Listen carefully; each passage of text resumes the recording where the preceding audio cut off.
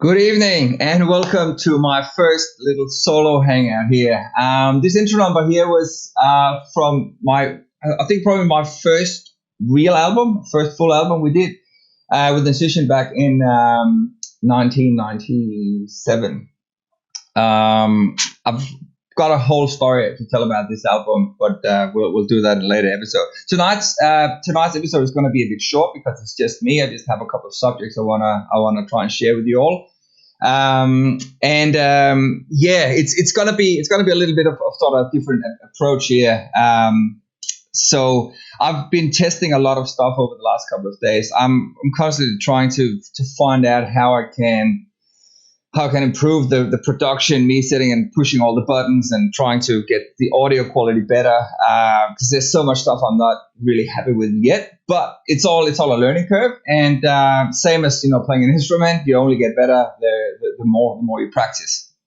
So what I've been doing today is I'm finally trying to sit down and trying to come up with an intro, something I've been wanting to do for the last week or so. It's just a matter of actually finding time to do it. So why don't I run the intro, and I'll see you on the other side and we'll have a chat about the first subject. Here we go.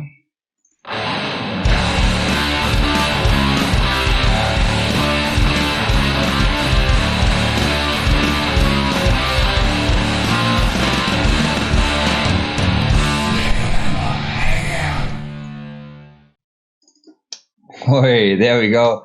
That is my poor video editing skills, but at least it's something. It's better than me just trying to look like a dork, looking at the camera and come up with some crap I'm not really good at anyway. Anyway, I have this question that sort of came up after my chat with Michael yesterday. The day before. How did I discover music? And this is a fun story. It's a story that I've actually often shared with people. And it goes back to, I think I was about 13 years old in primary school. We had this day in Christmas where everybody had to get put into different classes and do different stuff to get the school set up for Christmas. Some had to bake Christmas cakes, some had to do Christmas decorations and stuff. And some had to do the Christmas music.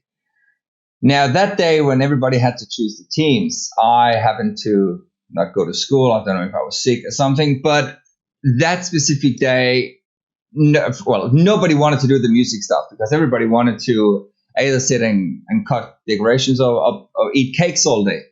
So because I was in the music class, which I was a bit bummed about, because first of all, because none of my mates were going there, and the only guys from my class that was playing music, I didn't really hang out with that much. So anyway, here comes the day. I come back to school. Had not really touched an instrument for the majority of my life. I had a few piano lessons when I was about 5 or 6 years old, but other than that, music did not bother me at all. So I come in here to this class, and I was so annoyed. I was one of the oldest students there. I was in 9th grade, and in Denmark, 9th is the last grade.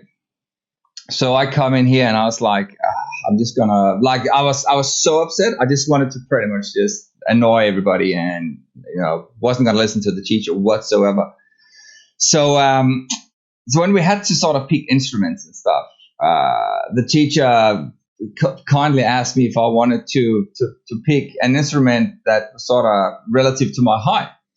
And drums happened to be the only thing that none of the others in that specific class could play. So when I picked up the drums, I was like, that's perfect. That gives me a prime opportunity to make as much noise as possible to sort of try and annoy everybody else. So I sat behind the drums and pretty much just started banging away, making noise as much as I could straight away. And, really it was just a bit of a shit kicker in that class. The teacher did a pretty good job, though, at sort of trying to get everybody put together, a little bit motivated. But I was still there to sort of try and stir everything up. However, when we had a small recess, and I couldn't go out and hang out with my friends anyway because everybody else was we're baking cakes and like I said, was decorating and doing all the cool Christmas stuff. So I decided to just stay behind. And while we had that sort of 10, 15-minute break, I was sitting sort of tapping away on some of the cymbals and the drums. At the same time, I didn't want to look like I was too interested because I wanted the teachers to still think I was going to be there to sort of annoy everybody.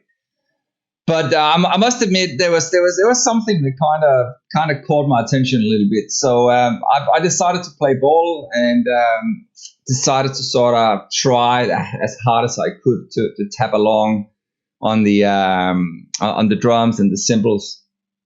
And at the end of the day, I actually managed to sort of be able to sort of keep a beat sort of fairly consistent without, where it actually sort of blended in with everybody else. And at the end of the day, when we finished the whole school event, we actually had to play a couple of songs for the rest of the school, which we did, and I actually thoroughly enjoyed it. So what happened after? I pretty much went straight home and obviously started tapping on a lot of stuff at home. But I think about 4 or 5 weeks later, I ended up spending a lot of my savings money buying a cheap Pearl export kit in a local drum shop. Didn't have any cymbals on it, didn't have anything. It was simply just a very, very bare drum kit with I remember the reason why this was particularly cool because it had 4 toms instead of just the standard 3 where you got your 2 hanging toms and your floor tom. But this one here had that little extra tom, which made it super, super cool. But I had no cymbals. So I actually hung up a lot of cardboard pieces so I could sit and smack those cardboard pieces at home. It was all set up in my mom's living room too, which was quite funny. So that was sort of how I discovered music early on. Now, what happened after was when I was rehearsing. I said I had everything set up in my mom's living room, and we had a couple of neighbors, obviously as you do, and I actually have no idea how much they would have complained because I was so eager to play that I played pretty much all day for the first couple of years. I've obviously ended up getting some cymbals. Let me start out by saying that. So I got some cymbals and I would put on my headphones and I would put my good old vinyl albums on and I would play along to probably the album I played along to till the most is probably Black Album by Metallica. Invisible Touch album by Genesis has had a fair few spins as well. I think I can play still to this date. I can probably play Nevermind back to front as well. And there's so many songs. The whole Dirt album by Alice in Chains is another one that really sticks out, which is the sensational drumming on that album as well. So that's pretty much how I started out and how I rehearsed. And I think I've had probably in total I probably had about 5 to 10 drum lessons when I got a bit older.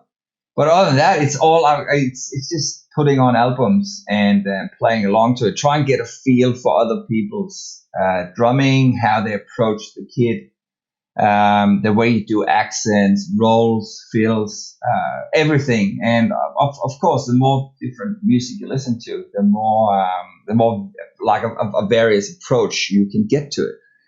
So for me, the whole rehearsing part sort of started in my mom's living room. Later on, we actually ended up putting everything down in the basement, and that sort of allowed me to, I think, probably play a bit more often because the living room was then available, and I could sit downstairs and make noise there. But I realized very, very quickly after I started playing that I needed someone to play with. And that's why it was so cool to talk to Michael the other day, because he was the first guy I started playing with. And as he mentioned on the chat we had the other day, I apparently approached him and said, "Hey, dude, we got to make a band."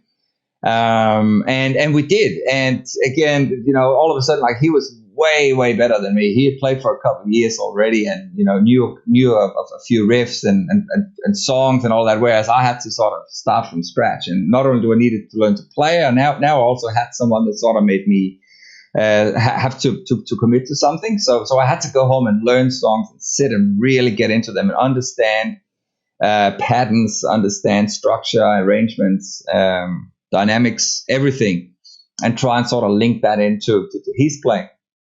So that was a really interesting way of learning an instrument, or learning, again, as I've said before, like it's like learning a language. You simply learn by listening. And still to this day, when I need to learn a new song, it's again, you approach it the same way. Like, you put on your headphones, you go through that song over and over and over again. You get comfortable until it's almost like riding a bike, until you just know it inside out. And I think from that aspect, probably drums are vastly different to most other instruments, where you actually need to learn the notes. You need to you may or may not have to actually know how to read a note sheet, but because the drums is just the beat, you can put on your headphones and you can just listen to it over and over and over again to really get the drum pattern underneath your skin. So that's how I was rehearsing starting out, and again did that for many years going forward.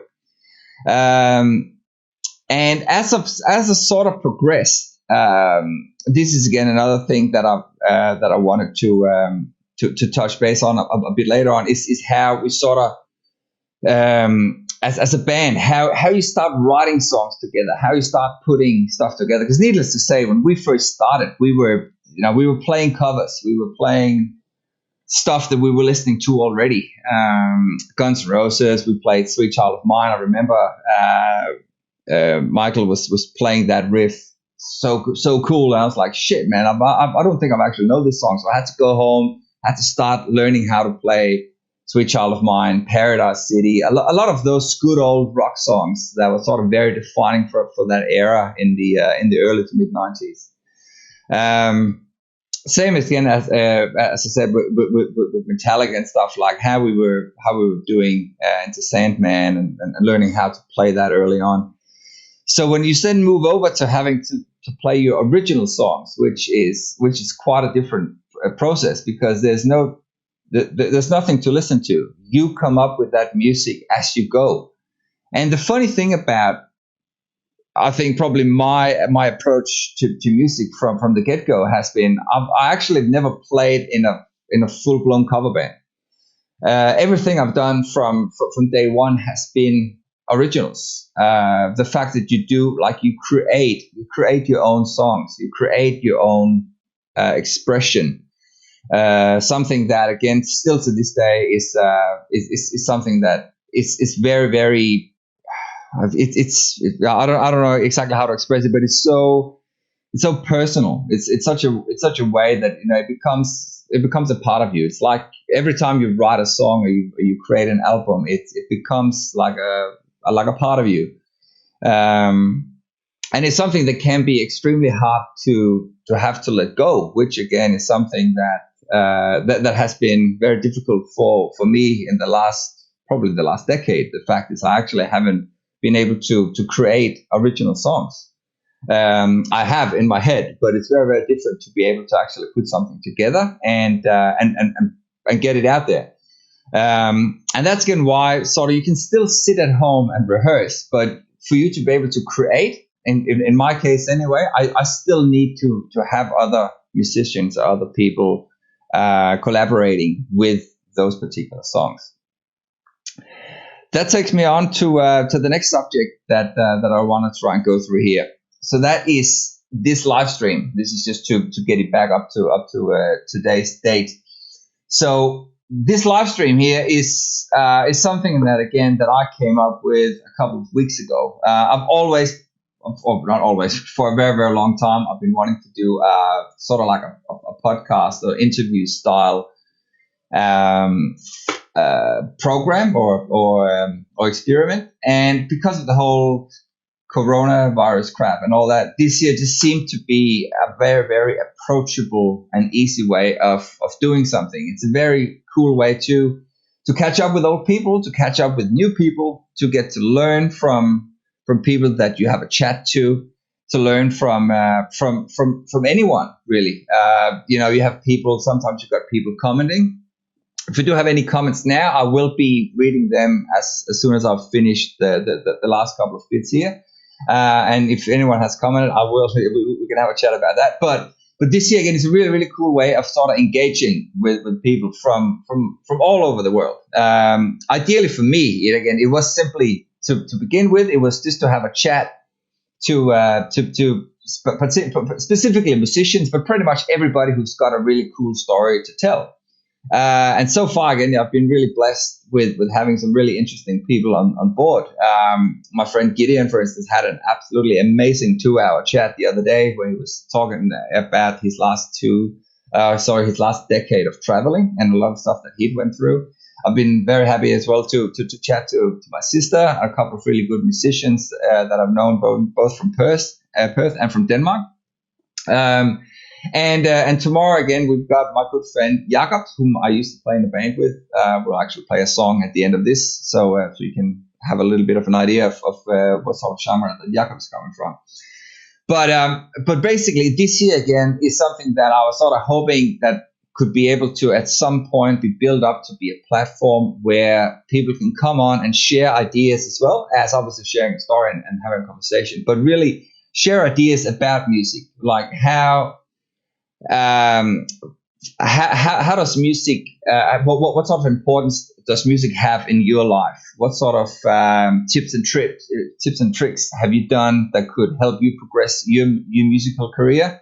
Espen, again, who's another good mate of mine who was on here a week and a half ago, was talking a lot about how his view on the musical infrastructure in Denmark and Europe is. And that's again something that I've had a lot of comments in retrospectively. A lot of people have commented on and really, really appreciated his insight.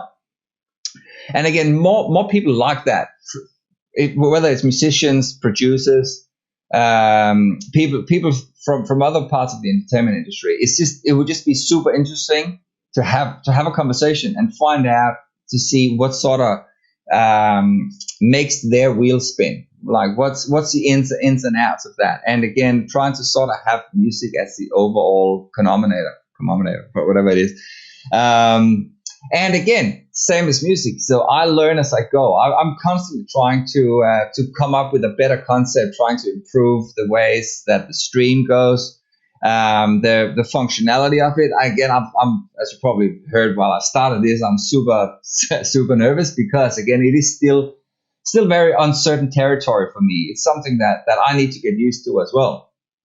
And having only done this for about 2 weeks today, it's still fairly new. It's still a routine I need to implement into my life as well.